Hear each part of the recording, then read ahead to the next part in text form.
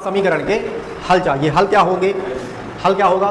जब LHS equal to RHS हो जाए तब हमको उसका हल प्राप्त होगा। LHS इक्वल टू RHS कब होगा? RHS हमारा क्या है? 0।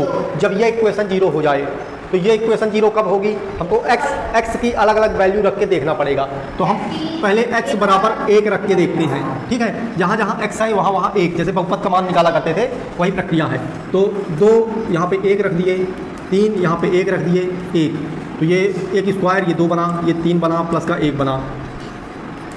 अब ये 2 में 3 गए, माइनस के प्लस का 1 बराबर 0। अब ये बाई चांस गुड लक हम लोगों का था कि पहली ही वैल्यू में हमको 0 मिल गया, 0 मिल गया। तो x बराबर 1 वह मान है जिसमें यह समीकरण अपना मान दे देता है, वैल्यू दे देता है। LHS का वह मान जो इस समीकरण को हमको LHS इक्वल टू RHS दे दे, सत्यापित कर दे, वही मान हमारा क्या कहला जाता है? इसका हल। इसी प्रकार x 2 रखोगे, x 3 रखोगे तो हर बार देखो 2 रखेंगे तो 2 दूनी 4, 4 दूनी 8, 3 दूनी 6 प्लस 1 बराबर 0। तो 8 में 6 गए, 2, 2 3, 3 बराबर 0, डज नॉट इक्वल टू 0। तो x बराबर 2 वह मान नहीं है जो इसका हल होगा। ये 9वीं में पढ़े थे, वही उसी के थोड़ा सा आगे है, अंतर कुछ नहीं करेंगे। तो इस तरह कब तक चेक करते रहेंगे? तो इसकी एक प्रॉपर मेथड होती है जिससे हम इसके रूट्स निकालते हैं, है ना। तो जब हम बहुपद टेबल पढ़ते थे 9वीं में, तो बहुपद का मान कैसे निकालते थे कि बहुपद मान लो ये दिया है। बहुपद और समीकरण में क्या अंतर है? बहुपद और द्विघात समीकरण में क्या अंतर है? पहली क्लास में बताया था कि कोई भी बहुपद है अगर उसको 0 के तुल्य रख देंगे तो वो समीकरण बन जाएगा। इस बहुपद का शून्य क्या होता था? x का, चर का वह मान जो इस बहुपद को 0 कर दे, शून्य कर दे, वही बहुपद का शून्य कहला जाता था। तो यहाँ पर x बराबर 1 ये क्या होगा? बहुपद का शून्यक होगा, ठीक है, शून्यक होगा। हाँ, अब यही प्रक्रिया सेम, बस नाम बदल गया है कि जब उसमें 0 लग जाए तो यह समीकरण हो गया। अब इस समीकरण के लिए x का वह मान जो इसको शून्य कर दे तो हमारा LHS इक्वल टू RHS आ जाए, तो वह मान वह भी 1 है। और समीकरण के केस में उसको हम रूट कह देते हैं। क्या कह देते हैं? रूट, मूल। हिंदी में उसका शब्द मूल आता है, मूल। इंग्लिश में रूट कहलाते हैं, मूल, रूट्स मतलब बहुत सारे होंगे तो बहुवचन लग गया है, मूल कहलाते हैं, है ना। और ये शून्यक जीरोस कहलाते थे, जीरोस। तो सेम वही है जिसको हम पॉलिनोमियल, बहुपद में जिन चीज़ों को शून्यक कहते थे वही जब द्विघात समीकरण के रूप में प्राप्त होते तो उनको मूल कह देते हैं। हमने 9वीं में कुछ मूल वहाँ भी निकाले थे, है ना। जब उसको समीकरण बनाते थे तो मूल निकला करते थे, x-2, x-3 ऐसे करके मूल निकलते थे बराबर 0 होके, है ना। तो ये मूल रहते थे, जो कि ना कि जिस चीज़ को हम बहुपद में शून्यक कहते थे वही चीज़ द्विघात समीकरण में या समीकरण में वो चीज़ मूल में बदल जाता है। एक चीज़ वहाँ पे और सीखे थे, क्या सीखे थे कि जिसकी अधिकतम घात जितनी होती है, मतलब अगर डिग्री 2 है, बहुपद की घात 2 है तो इसके शून्यक भी 2 मिलेंगे। इसी प्रकार अगर इसकी अधिकतम घात 2 है तो इसकी मूल भी 2 ही मिलेंगे। जितनी वैल्यू ऐसी और होगी जिसमें ये शून्य हो जाएगा, तो वो तुम लोगों को पता लगाना है ना। तो वो पता लगाएंगे, कब तक ढूंढते बैठेंगे, उसी के लिए अपन गुणनखंड विधि पढ़ते हैं। तो गुणनखंड विधि से पता लगाएंगे। तो गुणनखंड विधि अपने को मूल निकालने के लिए गुणनखंड करना है। तो गुणनखंड करने के लिए सामान्य जो चीज़ें पहले सीख चुके हैं वो सेम रिपीट है कि 2x² माइनस का 3x + 1 बराबर 0 है। तो इसके गुणनखंड करना है, कैसे करेंगे? मध्यपद विभक्ति विधि से। तो यहाँ पे हम क्या करते थे कि इसको ax² + bx + c के रूप में लिखते थे, फिर तुलना कराते थे a और c। तो a गुणे c क्या है यहाँ पर?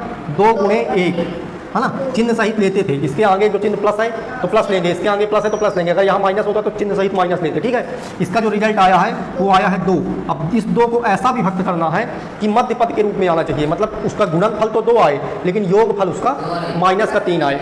तो 2 और 1 3 आता है, ठीक है। लेकिन गुणनफल में प्लस का 2 आए तो -2 और -1। भाई 2 और 1 तो हमको पता चल गया कि 2 और 1 ऐसा होगा, लेकिन 2 1 कम 2 तो ये तो प्राप्त हो गया, लेकिन 3 नहीं, 2 और 1 3, धन का 3 आ रहा है लेकिन हमको -3 चाहिए। तो ऐसा बनाना पड़ेगा कि दोनों माइनस करेंगे तब तो माइनस गुणे में प्लस का 2 आएगा, है ना। -2 का गुणा प्लस -1 में कराएंगे तो माइनस प्लस हो जाएगा, तो 2 ही आएगा और योग भी इसका माइनस में आएगा। तो ये सही इक्वेशन हमारी है। तो 2x² माइनस का 2x माइनस का x + 1 बराबर 0। यहाँ से हम क्या किए? तो यहाँ से हमने 2x कॉमन निकाला तो ये बचा x और ये बचा 1। यहाँ से हमने माइनस का 1 कॉमन निकाला तो ये बचा ऐसा।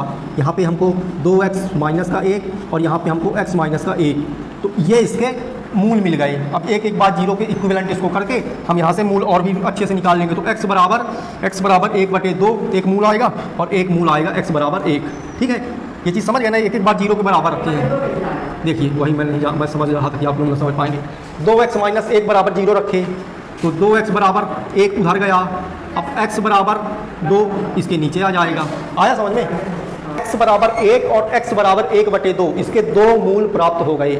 इसके अलावा इसके और कोई मूल नहीं होंगे। तो एक में ये समीकरण 0 दे देगा और एक बार 1/2 में दे देगा। इसके अलावा ढूंढते रह जाओगे, कहीं नहीं देगा। 1/2 भी रख के देख सकते हो, 0 दे देगा। देखते हैं अपन। 2 का स्क्वायर माइनस 3 1/2 प्लस का 1 0 आना चाहिए। ये तो 2 4 हो जाएगा। 1/4 माइनस 3/2 धन 1। तो ये 2 से 2 कटेगा तो 1/2 माइनस 3/2 प्लस का 1।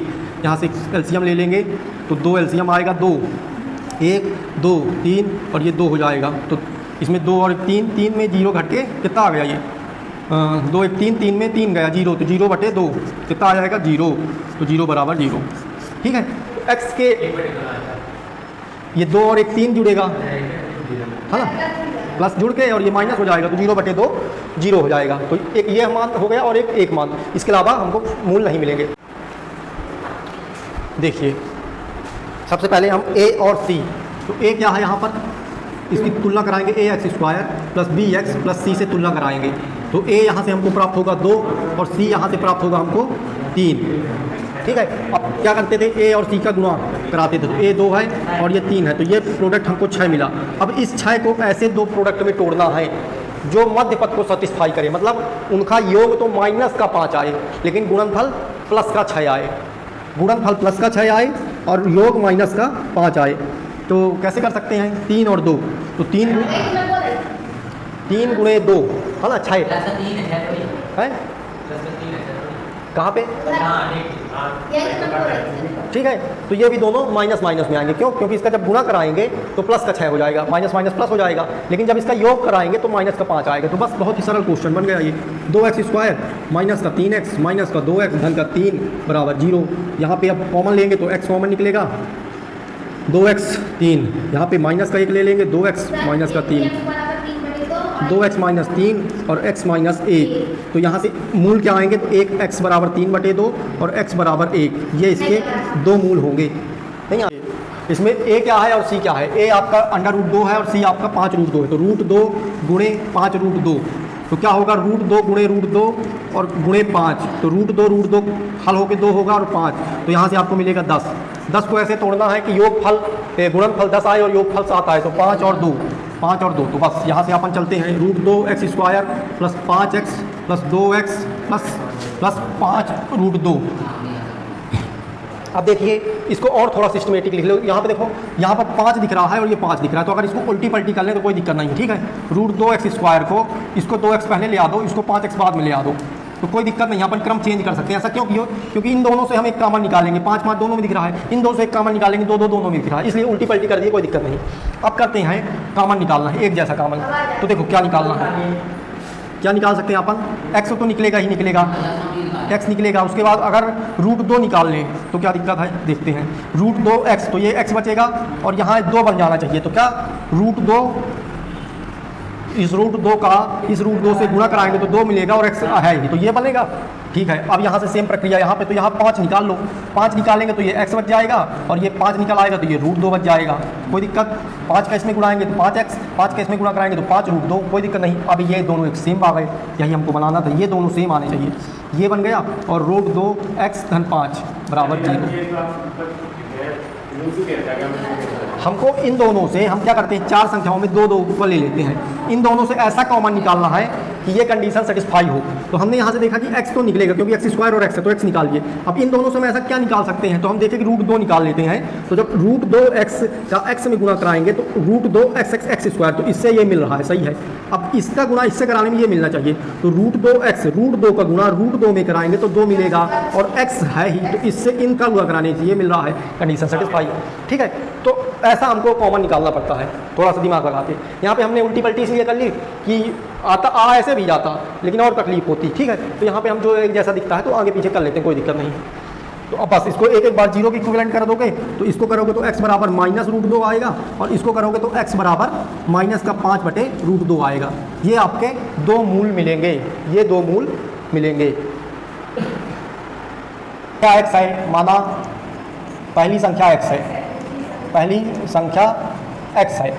अब दूसरी संख्या को क्या मानेंगे, y मान नहीं सकते हैं क्योंकि दो चर वाले रैखिक समीकरण नहीं है ये तो x ही मानना है। तो x के टर्म में कैसे, जब पहली x हो गई तो दोनों का योग 27 है, तो दूसरी क्या होगी, पहली तो x हो गई, दोनों का योग 27 है, तो दूसरी क्या होगी भाई 27 में x घटा दो, x - 27, तो ये x 27 - x है ना, 27 - x, क्योंकि पहली x है तो दूसरी वही निकलेगी जो हम 27 में घटा देंगे, तो पहली x दूसरी 27 - x, इनका योग 27 होगा और इनका गुणनफल 182। अब इनका गुणनफल करा दो तो x गुणे का 27 माइनस का x बराबर 182।